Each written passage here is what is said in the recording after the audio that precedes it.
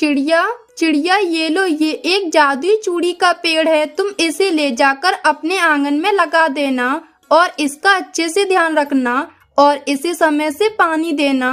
जब ये पेड़ बड़ा हो जाएगा तब इस पर बहुत सारी रंग बिरंगी चूड़ियां लगेंगी, जिन्हें बेचकर तुम अच्छे पैसे कमा सकती हो और हर मुसीबत का सामना कर सकती हो। परी जी, आपका बहुत बहुत धन्यवाद जो आपने मेरी इतनी मदद की। अच्छा, मैं चलती हूँ। लाडू, तुम्हारे पंखों में ये चूड़ियाँ तो बहुत सुंदर लग रही हैं और इन पंखों में ये रंग बिरंगी चूड़ियाँ होने की वजह से तुम्हारे पंखों की सुंदरता तो और भी ज्यादा बढ़ गई है। हाँ रानू, हमारे पंखों की सुंदरता तो बढ़ेगी ही ना, क्योंकि इतनी महंगी रंग बिरंगी चूड़ियाँ जो है हमारे पंखों में। तुम्हें पता है, इन्हें मेरे पापा दूसरे जंगल के शहर से लेकर आए हैं। ऐसी चूड़ियाँ तो इस जंगल में कहीं नहीं मिलेंगी। मिल तो जाएंगी मगर ऐसी नहीं मिलेंगी, वो भी कम दामों वाली। मेरे पापा तो इन्हें 4 गुना महंगी लेकर आए हैं हम दोनों बहनों के लिए। सुंदर तो होंगी ना हमारी चूड़ियाँ? हाँ लाडू, तुम एकदम ठीक कहती हो। लाडू, क्या तुम अपनी ये चूड़ियाँ थोड़ी देर मुझे पहनाने के लिए दे सकती हो? मेरा भी मन कर रहा है कि मैं भी इतनी अच्छी अच्छी चूड़ियाँ पहनूं। काश मेरे पास भी पैसे होते तो मैं भी चूड़ियाँ ला पाती। क्या तुम थोड़ी देर के लिए अपनी चूड़ियाँ मुझे दे सकती हो? मैं तुरंत वापस कर दूंगी। ठीक है रानू, जब तुम इतना कह रही हो तो मैं तुम्हें अपनी चूड़ियाँ पहनने के लिए दे देती हूँ। लेकिन याद रखना, मेरी चूड़ियों को तोड़ मत देना, क्योंकि अगर ये टूट जाएंगी तो मेरी मम्मा मुझे बहुत डांटेंगी और फिर मुझे दोबारा चूड़ियाँ 1 साल तक नहीं मिल पाएंगी, क्योंकि अब मेरे पापा 1 साल बाद शहर जाएंगे। तो तुम तोड़ना मत उन्हें। लाडू, तुम बिल्कुल भी चिंता मत करो, मैं तुम्हारी चूड़ियों को नहीं टूटने दूंगी और मैं तुम्हें जल्दी पहनकर वापस कर दूंगी। तुम्हारी मम्मा भी तुम्हें नहीं डांटेंगी। फिर उसके बाद लाडू चिड़िया अपनी चूड़ियाँ उतार कर रानू को दे देती है। रानू अपने पंखों में वो रंग बिरंगी चूड़ियाँ पहन लेती है। रानू के पंखों में वो चूड़ियाँ बहुत सुंदर लग रही थीं। ऐसे वो तीनों सहेलियाँ खेलने लगती हैं। तभी लाडू की माँ उसे आवाज लगाकर बुलाती है। लाडू और गोरी बेटी, जल्दी घर आओ, बहुत देर हो चुकी है, अब ज्यादा मत खेलो, चलो जल्दी घर आओ। हाँ माँ, बस अभी आते हैं हम। ये कहकर लाडू और गोरी दोनों जल्दबाजी में अपने घर चली जाती हैं और लाडू रानू से अपनी चूड़ियाँ भी नहीं ले पाती है और रानू को भी याद नहीं रहता है कि उसने लाडू को उसकी चूड़ियाँ वापस नहीं की हैं। वो भी अपने घर आ जाती है और घर आकर काम करने लगती है। वो नदी पर बैठी बर्तन धो रही थी कि तभी अचानक से उसकी चूड़ियाँ वो पानी में बह जाती हैं। ये देखकर वो बहुत रोती है और कहती है, हे भगवान, ये क्या हो गया? लाडू की चूड़ियाँ तो नदी में बह गईं। अब मैं उसे उसकी चूड़ियाँ कैसे वापस करूँगी? उसने तो मुझे इसी शर्त पर चूड़ियाँ पहनने के लिए दी थी कि मैं उसकी चूड़ियों को खराब ना करूं और तुरंत पहनकर वापस कर दूं। अगर मैंने अब उसकी चूड़ियां वापस नहीं की तो वो तो मुझे चोर समझेगी और कभी मुझसे बात भी नहीं करेगी। मैं क्या करूं? मेरी तो कुछ समझ में नहीं आ रहा। रानू चिड़िया चूड़ियों के बह जाने के गम में बहुत रोती है और वो रोते रोते ये सोचकर घर से निकल जाती है कि अगर वो घर में ही रहेगी तो लाडू उससे चूड़ियाँ मांगेगी और वो उसकी चूड़ियाँ उसे कहाँ से वापस करेगी। इसलिए वो तो रोते हुए घर से निकल जाती है और उसे तो ये भी नहीं पता था कि वो जा कहाँ रही है। वो तो उड़ते उड़ते घने जंगल में पहुँच जाती है, जहाँ उसे किसी की बचाओ बचाओ की आवाज सुनाई देती है। वो इधर उधर देखती है लेकिन उसे वहाँ कोई नजर नहीं आता। तब वो कहती है, ये तो किसी के चिल्लाने की आवाज आ रही है। मुझे लगता है कि कोई मुसीबत में है। मुझे जाकर उसकी मदद करनी होगी। लेकिन ये आवाज तो इस तरफ से आ रही है, मैं इधर जाकर देखती हूँ। ये सोचकर रानू चिड़िया उस आवाज की तरफ आती है। जब वो वहाँ आती है तो देखती है कि एक परी पेड़ से रस्सियों से बांधी हुई थी, जिसे देखकर रानू घबरा जाती है और वो उस परी से कहती है, परी जी, आपको इस पेड़ से किसने बांध दिया था? आप यहाँ पर कैसे आईं? चिड़िया चिड़िया मैं तुम्हें सब बताऊंगी। पहले तुम ये रस्सी खोलो और मुझे बाहर निकालो, फिर मैं तुम्हें सारी बात बताऊंगी। ये बात सुनकर चिड़िया जल्दी से परी की रस्सी खोलती है और उसे आजाद कर देती है और उससे पूछती है, हाँ तो परी जी, अब आप मुझे बताओ कि आपको यहाँ पर रस्सियों से किसने बांधा था। लेकिन परी जी, आप तो एक परी हो ना, आपके पास तो शक्तियाँ भी होती हैं, तो आपने अपनी शक्तियों को यूज करके आपने ये रस्सी क्यों नहीं खोल पाई। हाँ चिड़िया, मैं तुम्हें सब बताती हूँ। वो क्या है ना, मुझे एक जादूगर ने अपनी शक्तियों से यहाँ बांध दिया था, इसलिए मैं अपनी शक्ति अपने आप पर उपयोग नहीं कर पाई। और तुम्हारा बहुत बहुत धन्यवाद जो तुमने ये रस्सियाँ खोलकर मुझे उस जादूगर के बंधन से आजाद कर दिया। लेकिन चिड़िया, तुम भी तो मुझे बताओ कि तुम इतने घने जंगल में यहाँ क्या करने आई हो, क्यों आई थी तुम यहाँ पर। परी की ये बात सुनकर रानू चिड़िया उस परी को सारी बात बताती है कि उसने अपनी सहेली से चूड़ियां पहनने के लिए ली थी और कैसे वो नदी में बह गईं। इसी गम में वो रोते हुए यहाँ तक चली आई और उसे पता ही नहीं चला कि वो कहाँ आ गई है। और उसके पास इतने पैसे भी नहीं थे कि वो उसकी चूड़ियां खरीद कर लाकर उसे वापस कर सके। ये सब सुनकर तो परी को भी उस पर बहुत दया आती है और वो कहती है, चिड़िया चिड़िया तुम चिंता मत करो, मैं हूँ ना, मैं तुम्हारी मदद करूँगी। फिर तुम अपनी सहेली की चूड़ियाँ उसे वापस कर सकती हो, बस तुम देखती जाओ। फिर वो परी अपनी जादुई शक्तियों से वहाँ पर एक जादुई चूड़ियों का पौधा लाती है और उसे रानू को देते हुए उससे कहती है, चिड़िया चिड़िया ये लो, ये एक जादुई चूड़ियों का पौधा है। इसे तुम ले जाकर अपने आंगन में या खेत में लगा देना और इसका खूब ध्यान रखना, इसे समय से पानी देना। जब ये पौधा बड़ा हो जाएगा तब उस पर बहुत सारी रंग बिरंगी ढेर सारी चूड़ियां लगेंगी, जिन चूड़ियों को तुम बाजार में बेच सकती हो और पैसे कमा सकती हो। और हाँ, तुम्हारी सहेली की जो चूड़ियां पानी में बह गई हैं, तुम उसे भी उस पेड़ से तोड़कर चूड़ियां दे सकती हो। अब तुम्हारी सारी जरूरतें पूरी हो जाएंगी, बस तुम इस पेड़ को अच्छे से लगा देना और इसका खूब ध्यान रखना। परी की ये बात सुनकर तो रानू खुश हो जाती है और वो परी को धन्यवाद कहती है। परी जी आपका बहुत बहुत धन्यवाद जो आपने मेरी इतनी मदद की और मेरे बारे में इतना सोचा। मैं आपका ये एहसान कभी नहीं भूलूंगी। चिड़िया, इसमें धन्यवाद की कोई बात नहीं है। तुमने भी तो मेरी मदद की ना, तो मेरा भी फर्ज बनता है कि मैं तुम्हारी मदद करूं। जाओ, अब तुम इस पौधे को ले जाओ और अपने आंगन में लगा देना और अपना ध्यान रखना। फिर रानू चिड़िया वो चूड़ियों का पौधा लेकर अपने घर आ जाती है और उस पौधे को अपने आंगन में लगा देती है। रानू चिड़िया उस चूड़ी के पौधे का बहुत ध्यान रखती है, उसे समय पर पानी देती है। कुछ दिनों बाद वो पेड़ बड़ा हो जाता है और उस पर काफी सारी रंग बिरंगी चूड़ियां लग जाती हैं, जिन्हें देखकर रानू बहुत खुश होती है और कहती है, वाओ, इतनी सारी रंग बिरंगी चूड़ियां। उस परी की बात तो एकदम सच थी। अब तो मैं चूड़ियां बेचकर बहुत अमीर हो जाऊंगी। चलो अब मैं जल्दी से टोकरी भरकर चूड़ियां तोड़ लेती हूँ और बाजार में बेच आती हूँ। ये कहकर रानू टोकरी भरकर चूड़ियां तोड़ती है और उन्हें बाजार में पक्षियों को बेचने आ जाती है। सभी पक्षियों को उसकी चूड़ियां बहुत पसंद आती हैं, सब उससे चूड़ियां खरीदते हैं।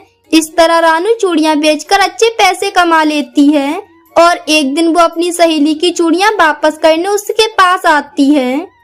लाडो लाडो, ये ले अपनी चूड़ियां। वो उस दिन मैं तेरी चूड़ियां पहनकर अपने घर चली गई थी और मुझे ध्यान नहीं रहा था तुझे देने का, तू भी अपने घर चली गई थी, इसलिए मैं आज देने आई हूँ।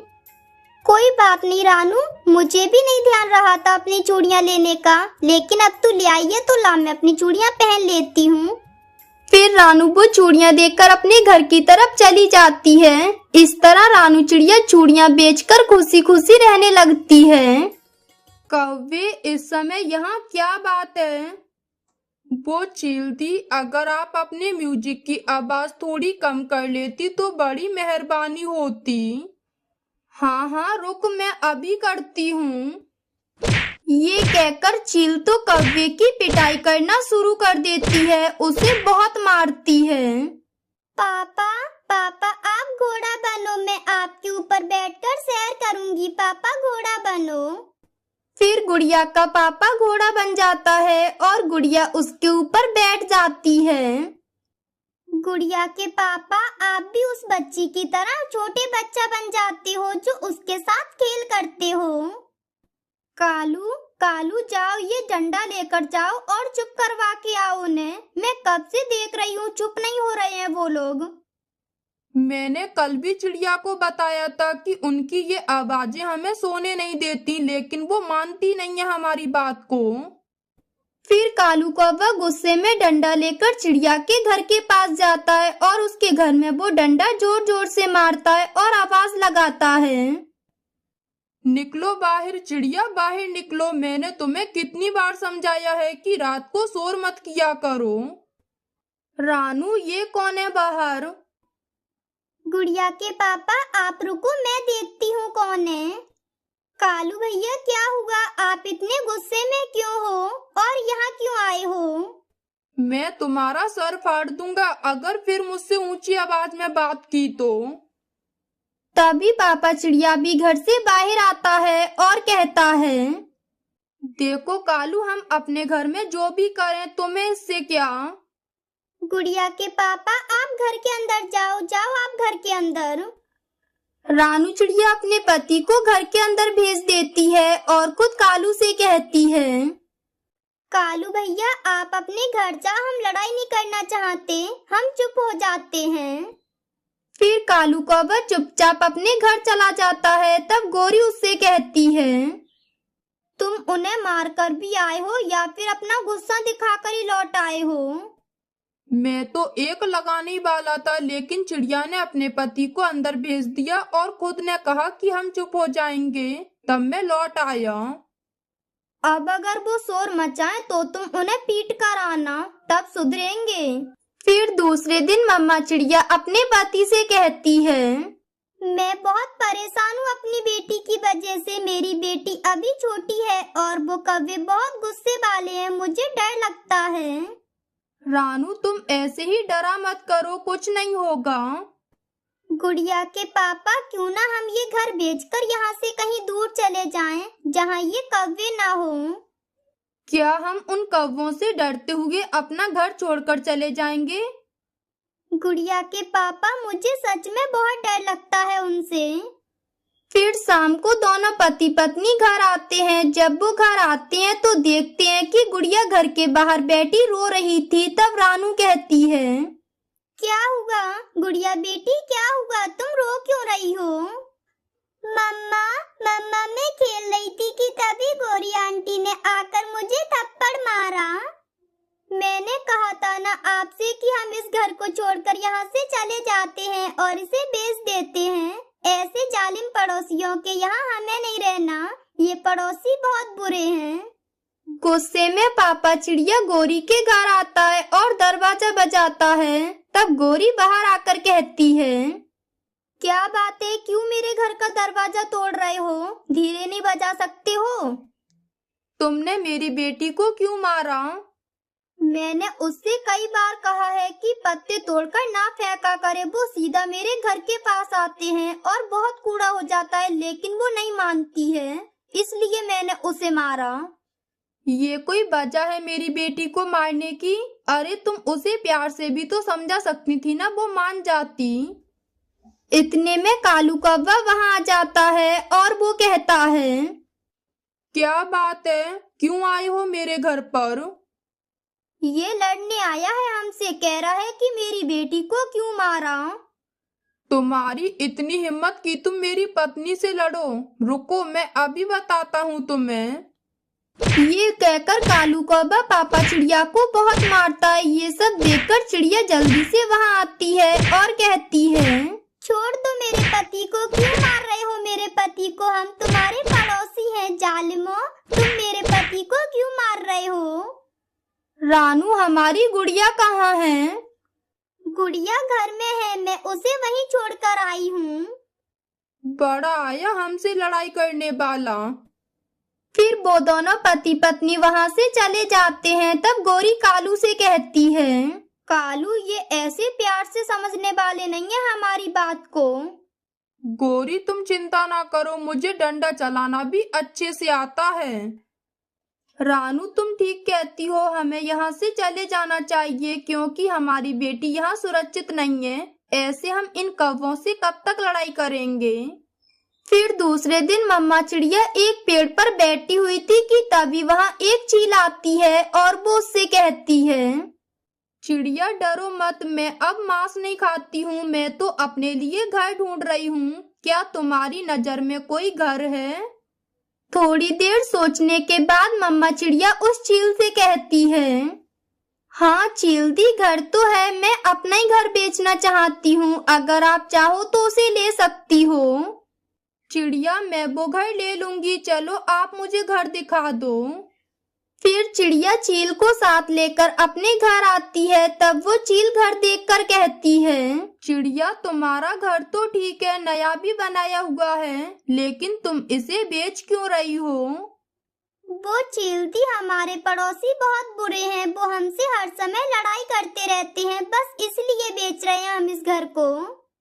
चिड़िया कौन रहता है तुम्हारे पड़ोस में? हमारे पड़ोस में कौवे रहते हैं, वो कौवे बहुत जालिम हैं। तभी गुड़िया और उसका पापा भी वहाँ आ जाते हैं।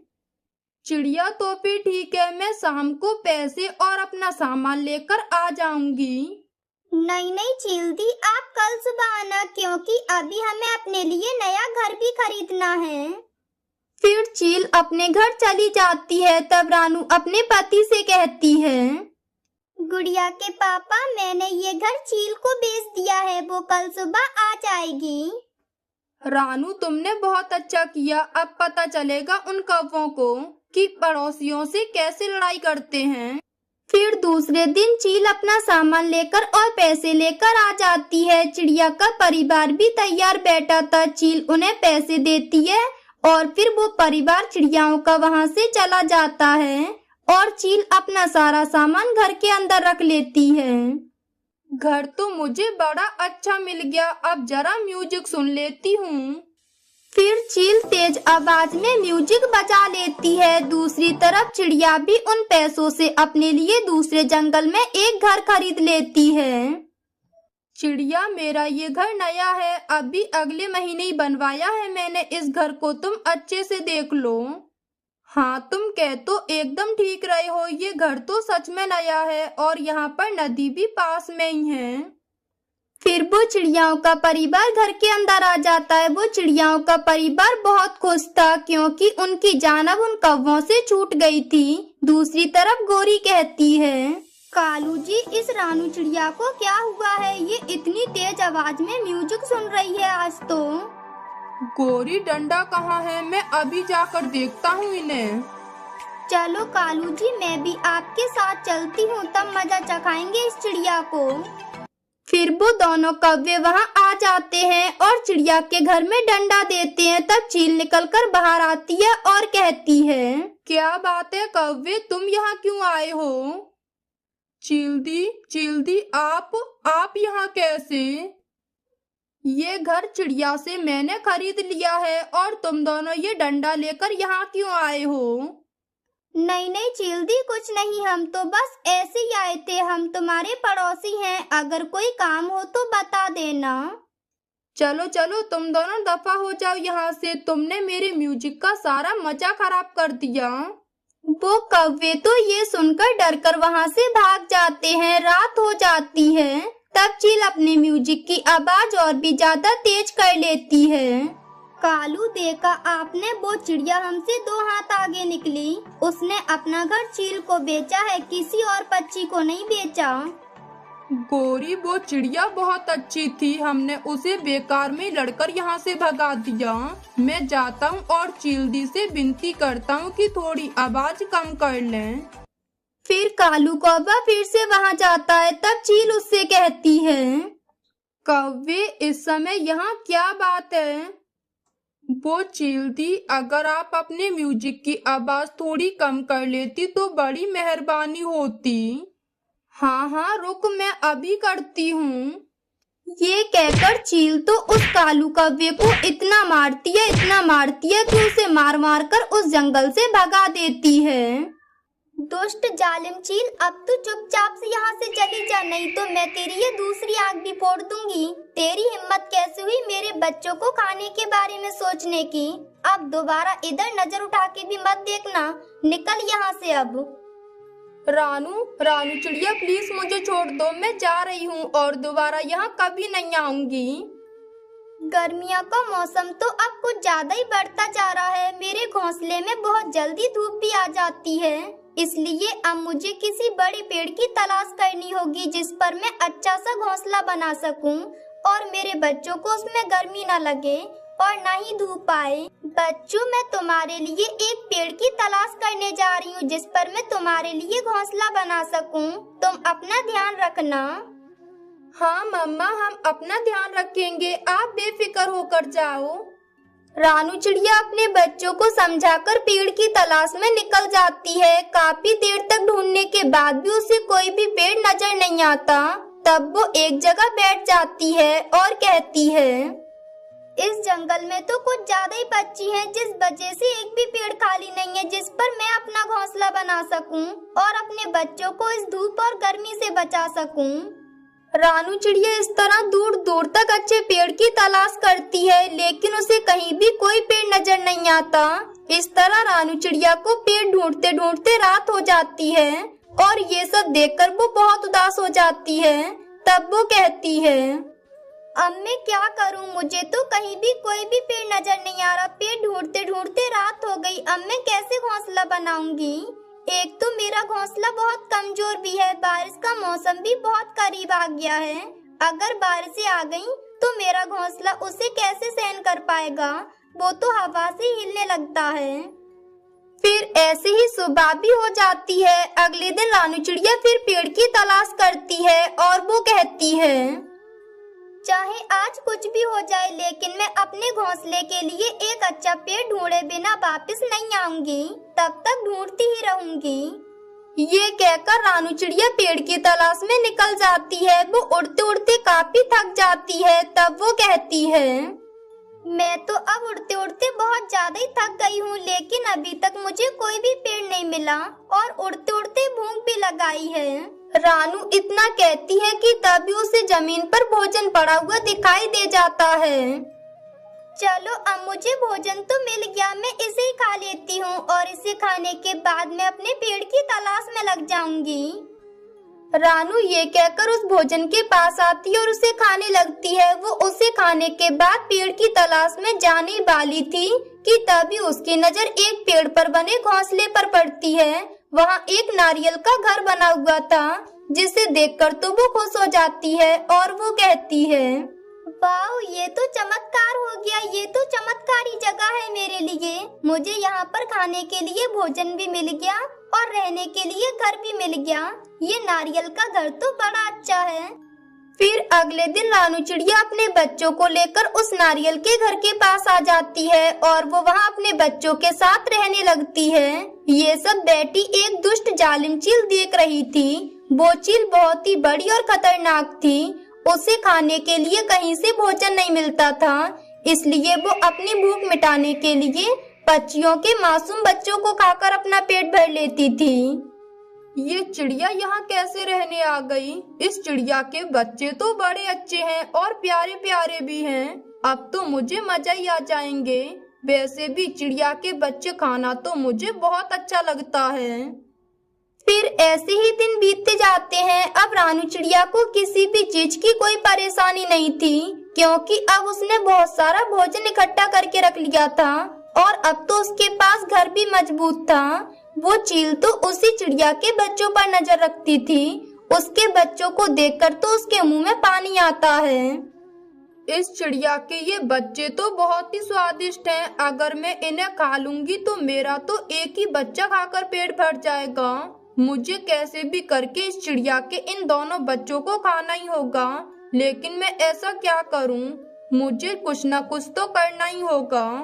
क्यों ना मैं इस चिड़िया से दोस्ती कर लूं, ऐसे में इसके बच्चों को आराम से खा सकती हूँ।